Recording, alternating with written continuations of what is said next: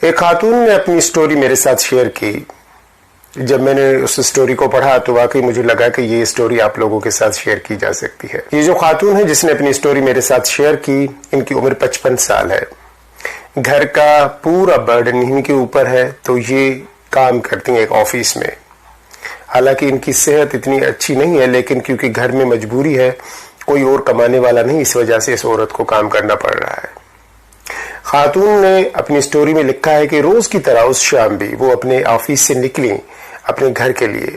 جیسے ہی bus stop پہ پہنچی تو بس اسٹاپ کھچا کھچ لوگوں سے بھرا ہوا تھا. بیٹھنے کی بالکل جگہ نہیں تھی، تو خاتون کھڑی رہیں اور بس کا انتظار کرتی رہیں.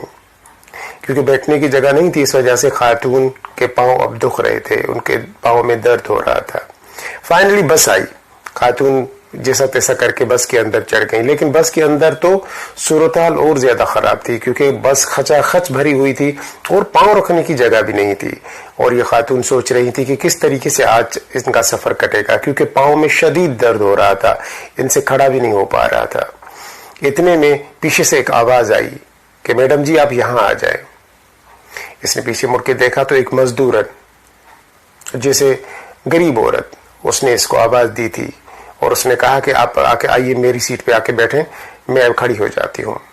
تو رسمن اس نے کہا کہ نہیں آپ بیٹھ جائیں. لیکن پھر بھی وہ مزدورن جو تھی، وہ غریب عورت جو تھی، وہ کھڑی ہو گئی اور ان کو اپنی سیٹ دے دی. اس نے اس کا شکریہ ادا کیا، دعائیں دیں اور بیٹھ گئی. بس چلتی رہی تو اگلے اسٹاپ پہ جو ان کے خاتون والی جو سائیڈ والی سیٹ تھی، اس پہ جو خاتون بیٹھی تھی، ان کا اسٹاپ آ گیا تو وہ اتر گئی. تو اب اس خاتون نے وہ جو مزدورن جو غریب عورت جس نے ان کو سیٹ آفر کی تھی، اس کو کہا کہ اب آپ آ جائیں، آ کے بیٹھیں کیونکہ سیٹ خالی ہے. تو اس خاتون نے منع کر دیا اور کہا کہ نہیں میں نہیں آ رہی. وہ دور ایک خاتون کھڑی تھی جس کے گود میں ایک بچہ تھا اور وہ مسلسل رو رہا تھا. اس وجہ سے بڑی مشکل سے وہ عورت کھڑی ہوئی تھی. تو اس نے اس عورت کو کہا کہ آپ بچے کو لے کے سیٹ پہ بیٹھ جائیں. وہ عورت آ کے بیٹھ گئی اور پھر سفر کنٹینیو رہا. اگلے اسٹاپ پہ وہ جو عورت تھی بچے والی، وہ بھی اتر گئی. اب سیٹ خالی ہو گئی. تو اس خاتون نے جو 55 سال کی جو خاتون جن کو اس مزدورن اس غریب عورت نے سیٹ دی تھی، پھر اس کو بولا کہ اب آپ آ جائیے، سیٹ خالی ہو گئی ہے. اس نے پھر منع کر دیا کہ میں نہیں آ رہی. ایک بوڑھی عورت ان کے پیچھے کھڑی تھی، اس نے اس کو کہا کہ اماں آپ جائیں اور جا کے سیٹ پہ بیٹھ جائیں. وہ بوڑھی عورت آئی اور آ کے سیٹ پہ بیٹھ گئی. ایک اسٹاپ گزر گیا، دوسرے اسٹاپ پہ وہ بوڑھی عورت بھی اتر گئی اور اب بس بھی خالی ہو چکا تھا اور اب تقریباً جتنے لوگ تھے سب سیٹوں پہ بیٹھے ہوئے تھے. تو اس عورت نے اس غریب عورت کو بولا کہ اب تو آ جائیں، اب آ کے سیٹ پہ بیٹھے. تو وہ غریب عورت آئی اور آ کے سیٹ پہ بیٹھ گئی. اس خاتون نے اس غریب عورت سے پوچھا کہ جب میں بس میں چڑھی تو کیا وجہ تھی کہ آپ نے مجھے سیٹ دی، آپ تو اچھی بھلی بیٹھی ہوئی تھی. تو اس غریب عورت نے کہا کہ نہیں، میں نے جب آپ کو دیکھا تو مجھے محسوس ہوا کہ آپ شدید درد محسوس کر رہی ہیں اور آپ سے کھڑا نہیں ہو رہا. تو میں نے سوچا کہ میں تو پورا دن مزدوری کرتی ہوں، محنت کرتی ہوں، گھروں میں جھاڑو پوچھا کرتی ہوں، میرا کچھ نہیں ہے، لیکن آپ کو شدید تکلیف ہو رہی ہے، اس وجہ سے میں نے سیٹ آپ کو دے دی.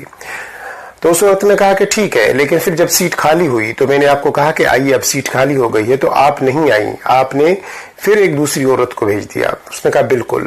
جب آپ نے مجھے بولا کہ سیٹ خالی ہو گئی ہے تو میرے بالکل سامنے ایک عورت کھڑی تھی جس کی گود میں بچہ تھا. وہ بڑی مشکل سے بچہ سنبھالے ہوئی تھی اور دوسرے ہاتھ سے خود کو سنبھال کے رکھا تھا اور مسلسل اس کا بچہ رو رہا تھا. تو مجھے نہیں لگا کہ مجھے بیٹھنا چاہیے، اس لیے میں نے وہ سیٹ اس عورت کو دے دی تاکہ وہ آرام سے بیٹھ جائے.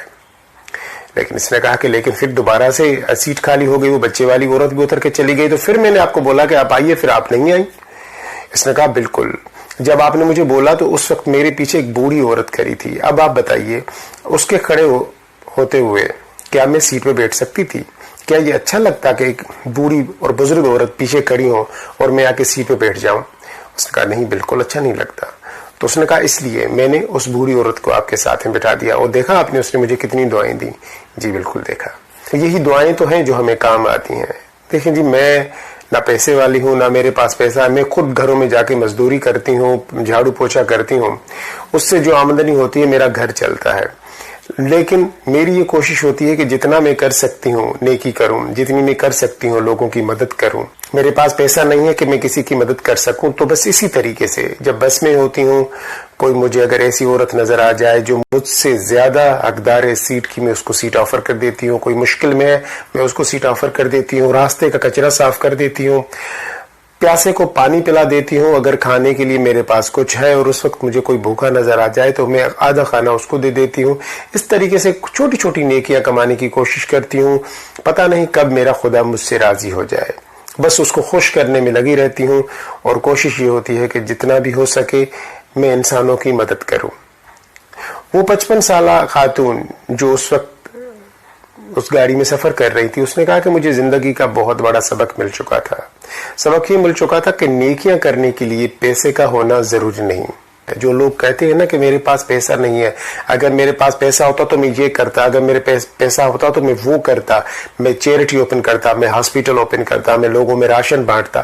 اتنا کچھ کرنے کی ضرورت نہیں ہے. جو آپ کے پاس ہے آپ وہی دے سکتے ہیں. اس مزدورن، اس غریب عورت کے پاس کیا تھا؟ اس کے پاس صرف ایک سیٹ تھی جو اس نے ڈفرینٹ جگہوں پہ ڈفرینٹ لوگوں کو آفر کی. دوستوں، نیکی کرنے کے لیے ویٹ کرنے کی ضرورت نہیں کہ جب میں امیر بن جاؤں گا تو نیکیاں کروں گا. نیکیاں تو ہم روز کر سکتے ہیں. اور یہ چھوٹی چھوٹی نیکیاں ہوتی ہیں نا، بہت پیاری ہوتی ہیں. یہ چھوٹی چھوٹی نیکیاں ہوتی ہیں، یہ آپ کو اطمینان دیتی ہیں، یہ آپ کو خوشی دیتی ہیں، اندر سے خوشی دیتی ہیں، جو لاکھوں روپے خرچ کر کے نہیں ملتی.